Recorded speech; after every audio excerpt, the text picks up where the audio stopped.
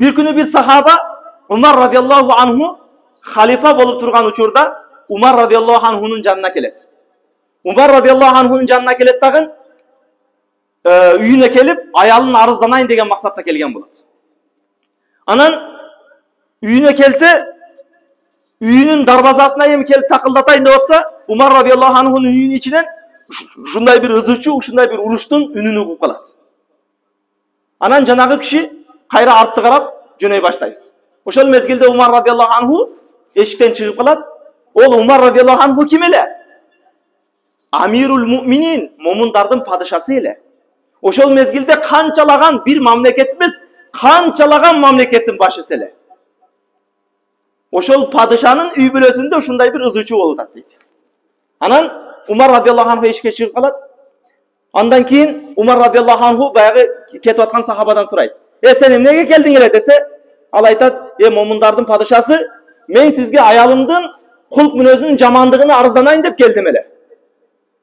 Ha körse sizin ayalınız menin ayalımdan 5 betler eken deydi. Menin ayalım sizin ayalınız janda Kudayga şükür eken deydi. Oşoga unçukpay kayra arkaga kaytıp ketip atağım deydi. Oşol mezgilde momundardın padişası Umar radıyallahu anhu'nun sözü var. Bul ayaldarımız siz menen bizdin kiyimimizni juup berse, balabızды töröp berse, balabızды emizip tarbiyalap çoңoytup berse, үйүбүздү жыйнап берсе, тамагыбызды бышырып берсе, айтор бизге кызматыбыздын бардыгын кылса, анан эки оз bir жаман сөзүнө чыдап алсак, анда биз кандай мусулман, кандай bir момун болдук дейт да. Чындыгында мына ушул жерде дагы эркектерге мен алардын bir баягындай bir бузук амалдарына чыда демекчи эмесмин. Балким аялдарыбызга зулум кылбайлы.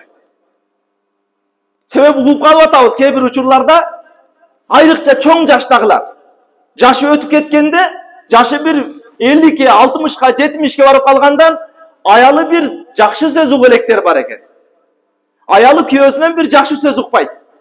Ар bir сөзүндө энесин атасын кошуп сөгөт, ар bir сөзүндө урушат, элдин алдында шерменде кылып, элдин алдында урушуп сөгүп жиркейт. Анын дагы өзүнүн адамдык bir укугу бар. Ал дагы сыйы урматты сизден күткүсү келет.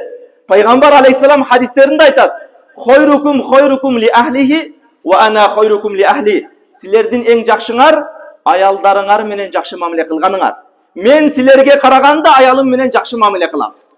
Пайгамбар алейхиссаламдын хадиси. Пайгамбар алейхиссаламды Айше энебиз радıyallahu анха сыфаттаганда айтат: Пайгамбар алейхиссалам көчөдө кандай жүрсө жүрсүн, бирок үйгө келгенде Пайгамбар алейхиссалам өтө көп күлөт эле дейт. Өтө көп кубанат эле дейт. Биздин жүзүбүзгө ушундай bir кубаныч тартуулайт эле дейт. Үй бүлөдө, үйдө кандайдыр bir үй жумуштары болсо жардам берет эле дейт, риwаяттар бар. Кээ бир учурларда өзүнүн кийимин өзү тиккен учурлар бар. Кичине bir тамак ысыбай калса, кичине bir тамактын тузу шор болуп калса, дароо баштайбыз. Пайгамбар алейхиссалам эч качан тамактан айып тапкан эмес.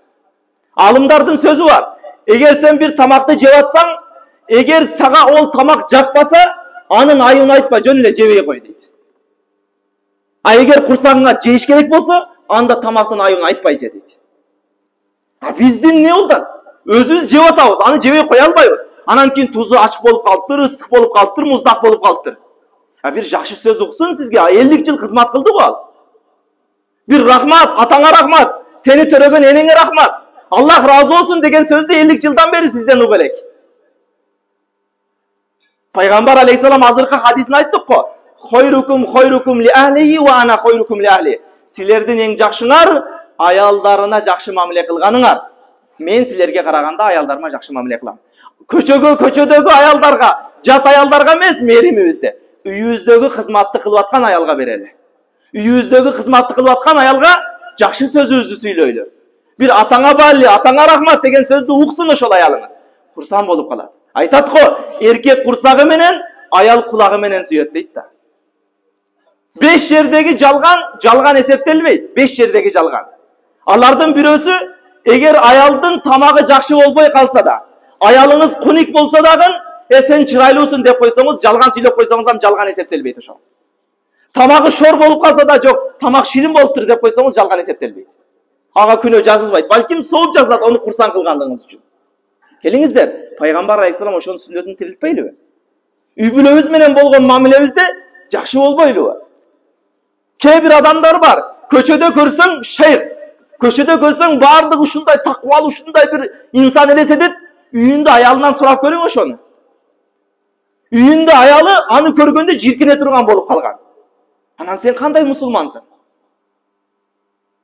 Келиңиздер, ошон үчүн аялдарыбыз менен болгон мамиледе дагы Пайгамбарыбыз саллаллаху алейхи ва салламдын сүннөтүнү сөзсүз түрдө эске алайлы.